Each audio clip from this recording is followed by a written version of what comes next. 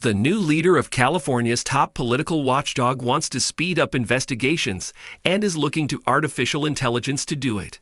Adam Silver was appointed by Gov. Gavin Newsom in March to lead the Fair Political Practices Commission, replacing outgoing Chair Richard C. Miatic, whom Newsom sent to the Sacramento Superior Court bench. Silver, 38, who hails from Los Angeles and likes to spend his free time writing Curb Your Enthusiasm fan fiction, most recently served as the chief counsel for the Assembly's Legislative Ethics Committee and spent years at the FPPC in various roles, including as an executive fellow under past Chair Ann Ravel.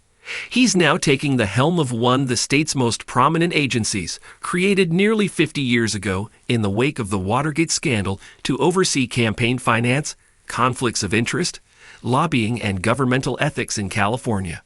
The commission has been plagued by backlogs in recent years, but Silver, in an interview with Playbook, outlined how the commission can use technology to bolster enforcement efforts, cut down on investigation time, and tackle complex cases. At the same time, the legislature is considering sweeping regulations for artificial intelligence, including its use in elections, and changes to the 1974 Political Reform Act, policies that could have an impact on the commission and its work. Here are the highlights from our conversation with the new chair on what he wants to change at the commission.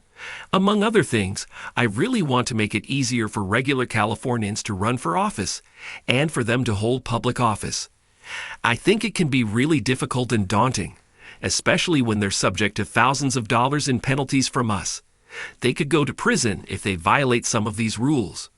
While we have incredibly detailed campaign manuals, campaign law is extremely complex. Our manual is 320 pages, so if you get someone who wants to run for school district board, it's going to be really daunting for them to open a 320-page manual. One thing I'm thinking about doing is creating an LLM, large language model, using artificial intelligence that's based solely on our manual. That would make our manual searchable, and will also give them citations as to the pages that they can look at. That'll have FAQs, examples, that sort of thing, on how AI can improve enforcement. In a lot of the more complex cases, we look for patterns in campaign contributing and voting to identify campaign money laundering, conflicts of interest. It can take a lot of time for a human to do that. But if you upload a bunch of campaign reports into something like ChatGPT, they can identify the patterns. They're going to mess up a lot, but that's why you have your expert staff who can look at all this stuff. It's the equivalent of having a bunch of interns coming over from a school. They'll make some mistakes, but will also identify, some potential violations. On legislative efforts to expand the use of campaign funds for things like personal security and mental health care, I think we should be pretty strict as to what campaign funds can be used on. Candidates enter into a public trust with their donors to use those funds specifically for campaign-related purposes. So I'm always initially skeptical of any expansion of those rules. On the issue of lobbying audits, which are in a serious backlog at the Franchise Tax Board, I think it's a huge issue that the lobbying audits aren't being conducted in a timely manner. You're talking about more than 500 entities and individuals who have outstanding audits. That's a big problem for two reasons. One, this is how we make sure that the lobbying entities are following the law. Number two, which I think is really important to the lobbying entities themselves, is this is how they demonstrate to the public that they're following the law. If they don't have these results, then how are they going to show that they're actually above board? Where is GAVIN? Nothing official announced. Billionaire venture capitalist Chamath Palihapitiya's decision to co-host a fundraiser for Donald Trump underscores the increasingly conservative leanings of some Silicon Valley executives. Palihapitiya's embrace of Trump has also created tricky optics for some California Democrats who've accepted contributions from the tech provocateur this cycle. Former San Jose Mayor Sam Liccardo received a $1,000 contribution from Palihapitiya after he finished first in the March 5 primary election for the safe blue Silicon Valley House seat held by retiring Democratic Rep. Anna Eshoo. Liccardo and his opponent, Assemblymember Evan Lowe, have both raked in tech money over the years, but there's a risk that Palihapitiya's contribution could turn off liberal voters in a competitive Dem-on-Dem race.